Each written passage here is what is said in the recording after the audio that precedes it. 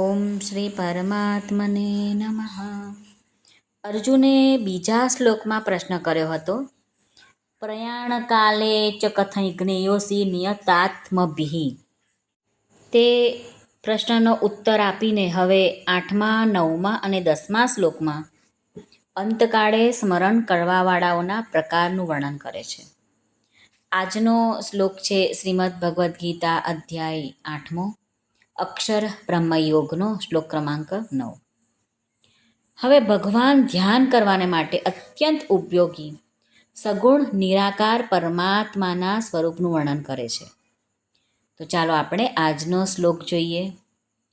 શ્રી ભગવાન ઉવાચ કવિં પુરાણમનુશાસિતાર મણોરણીયાં સમનુસ્મરેત્યઃ સર્વસ્ય ધાતારમચિંત્ય રૂપ માદિત્યવર્ણન તમસઃ પરસ્તાત.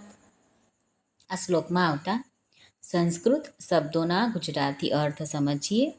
યહ એટલે જે માણસ, કવિમ એટલે સર્વજ્ઞ, પુરાણમ અનાદિ, અનુશાસિતારમ સૌના ઉપર શાસન કરવાવાળા, અણોહ સૂક્ષ્મથી, અણિયાઉસમ અતિ સૂક્ષ્મ, સર્વસ્ય સૌનું, ધાતારમ ધારણ પોષણ કરનાર, તમસઃ એટલે અવિદ્યાથી, પરસ્તાત અત્યંત પર, આદિત્ય સૂર્ય સમાન પ્રકાશ, વર્ણમ એટલે સ્વરૂપ, અચિંત્ય રૂપમ આવા અચિંત્ય સ્વરૂપનું, અનુસ્મરેત એટલે ચિંતન કરે છે.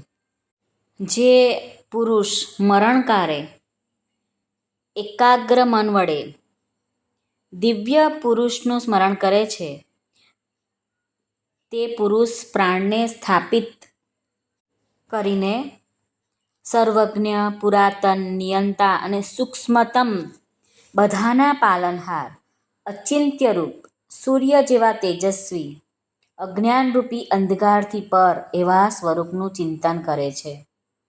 અહીં રામસુખદાસજી મહારાજ સંસ્કૃત શબ્દોનું થોડું વધારે ઊંડાણપૂર્વક સમજણ આપે છે. તે આપણે જોઈએ. કવિમ એટલે સ્વામીજી કહે છે કે સઘળા પ્રાણીઓને અને તેમના બધા જ શુભાશુભ કર્મોને જાણવાવાળા હોવાથી એ પરમાત્માનું નામ કવિ એટલે કે સર્વજ્ઞ એમ છે. પુરાણમ એ પરમાત્મા બધાના આદિ હોવાથી પુરાણ કહેવામાં આવે છે. અનુશાસિતારમ અમે જોઈએ છીએ તો નેત્રોથી જોઈએ છીએ. નેત્રોની ઉપર મન શાસન કરે છે અને મનની ઉપર બુદ્ધિ અને બુદ્ધિની ઉપર અહમ શાસન કરે છે. તથા અહમની ઉપર પણ જે શાસન કરે છે, જે બધાના આશ્રય, પ્રકાશક અને પ્રેરક છે, તે પરમાત્મા અનુશાસિતા છે. સ્વામી રામસુખદાસજી મહારાજ વર્ણવે છે કે બીજો ભાવ ભગવાનનો એ છે કે જીવોનો કર્મ કરવાનો જેવો જેવો સ્વભાવ બન્યો છે તે અનુસાર જ પરમાત્મા કર્તવ્ય કર્મ કરવાની આજ્ઞા આપે છે. મનુષ્યોના જૂનામાં જૂના પાપ પુણ્યોરૂપી કર્મો અનુસાર અનુકૂળ અને પ્રતિકૂળ પરિસ્થિતિ મોકલીને તે મનુષ્યોને શુદ્ધ અને નિર્મળ બનાવે છે. આ રીતે મનુષ્યોને માટે કર્તવ્ય અકર્તવ્યનું વિધાન કરવાવાળા અને મનુષ્યોના પાપ પુણ્યરૂપી પુરાણા કર્મોને નાશ કરવાવાળા હોવાથી પરમાત્મા અનુશાસિતા છે. અણોરણીયાઉ સમ પરમાત્મા પરમાણુથી પણ અત્યંત સૂક્ષ્મ છે. એટલે પરમાત્મા મન બુદ્ધિના વિષય નથી. આથી એ પરમાત્મા સૂક્ષ્મથી પણ અત્યંત સૂક્ષ્મ છે. તેથી ભગવાને અહીં અણોરણીયાઉસમ એમ ભગવાને કહ્યું છે. સર્વસ્વ ધાતારમ પરમાત્મા અનંત કોટી બ્રહ્માંડોને ધારણ કરવાવાળા છે અને તેમનું પોષણ કરવાવાળા છે. એ બધાની પરમાત્માથી જ સત્તા સ્ફૂર્તિ મળે છે. તમસઃ પરસ્તાત. પરમાત્મા અજ્ઞાનથી અત્યંત પર છે, અજ્ઞાનથી સર્વથા રહિત છે. એમનામાં લેશ માત્ર પણ અજ્ઞાન નથી, પરંતુ એ અજ્ઞાનના પણ પ્રકાશક છે. આદિત્ય વર્ણમ, આ શબ્દ ભગવાને વાપર્યો છે કે એ પરમાત્માનો વર્ણ સૂર્યની સમાન છે. એ સૂર્યની સમાન છે, તે સૂર્યની સમાન બધાને મન બુદ્ધિ વગેરેને પ્રકાશિત કરવાવાળા છે. એમનાથી જ બધાને પ્રકાશ મળે છે. અચિંત્ય રૂપમ, એ પરમાત્માનું સ્વરૂપ અચિંત્ય છે.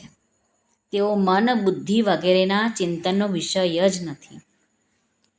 પછી એક શબ્દ વાપરે છે અનુસ્મરેત, સર્વજ્ઞ, અનાદિ, બધાના શાસક, પરમાણુથી પણ અત્યંત સૂક્ષ્મ, બધાનું ધારણ પોષણ કરવાવાળા, અજ્ઞાનથી અત્યંત પર અને બધાને પ્રકાશિત કરવાવાળા, સગુણ નિરાકાર પરમાત્માના ચિંતનને માટે અહીં અનુસ્મરેત એમ પદ આપવામાં આવ્યું છે.